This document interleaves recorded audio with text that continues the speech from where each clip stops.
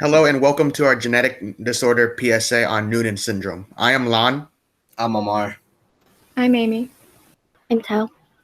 There are two ways for a person to be diagnosed with Noonan syndrome. The more common is for a child to inherit a copy of their parent's gene who has already been diagnosed with the disorder, while the other would be born through a genetic mutation of it. However, both ways still affect the same thing, the production of proteins in a person's body to a constant activation, disrupting their growth rate.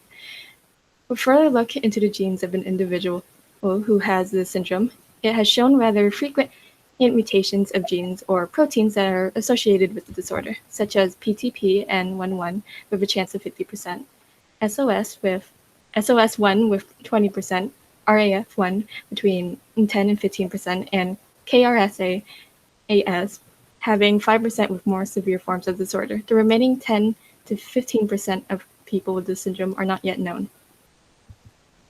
Some symptoms vary from different people, but the most common are having a webbed neck, a heart defect, and bleeding problems.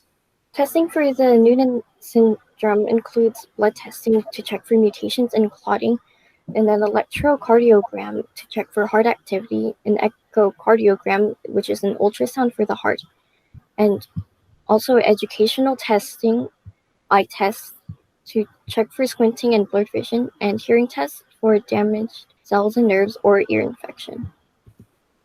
Noonan syndrome cannot be cured, and there is no special treatment, but there are common treatments for mostly every symptom.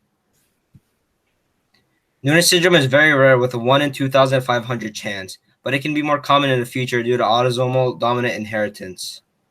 And these are works cited, and I hope you enjoyed.